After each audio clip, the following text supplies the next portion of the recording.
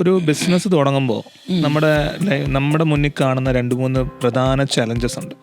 അതിപ്പോ ഒരു ഡോക്ടർ ആണെങ്കിലും ശരി, ഒരു അഡ്വക്കേറ്റ് ആണെങ്കിലും ശരി, ഒരു ചാർട്ടേഡ് അക്കൗണ്ടന്റ് ആണെങ്കിലും ശരി, ടീ ഷോപ്പ് ആണെങ്കിലും ശരി, ഒരു കഫേ ആണെങ്കിലും ശരി, അവരുടെ എല്ലാം ഫ്രണ്ടിൽ കാണുന്ന ചലഞ്ചസ് എല്ലാം സെയിം തന്നെയാണ്. നമ്മുടെ തന്നെ കാര്യം നോക്കിക്കഴിഞ്ഞാൽ നമുക്ക് പ്രധാനമായിട്ടുണ്ടായ ഒരു ചലഞ്ച് എന്ന് പറഞ്ഞു കഴിഞ്ഞാൽ ഇത് എവിടെ തുടങ്ങും, ഇത് എങ്ങനെ തുടങ്ങും. അതായത് ഒരു വർക്കബിൾ മോഡൽ വേണം. ബിസിനസ് തുടങ്ങേണ്ടവൻ ആദ്യം ചെയ്യേണ്ടതെന്ന് വെച്ചാൽ അങ്ങനെ ഒരു മോഡൽ ഉണ്ടെന്നുള്ളത് ഐഡന്റിഫൈ ചെയ്യാന്നുള്ളതാണ്. 2, ഈ ഐഡന്റിഫൈ ചെയ്ത കാര്യം നമുക്ക് കൺവിൻസ്ഡ് ആയി നമുക്കൊരു എൻവയോൺമെന്റ് ക്രിയേറ്റ് ചെയ്ത് അവിടെ നമുക്ക് എക്സിക്യൂട്ട് ചെയ്യാൻ പറ്റണം.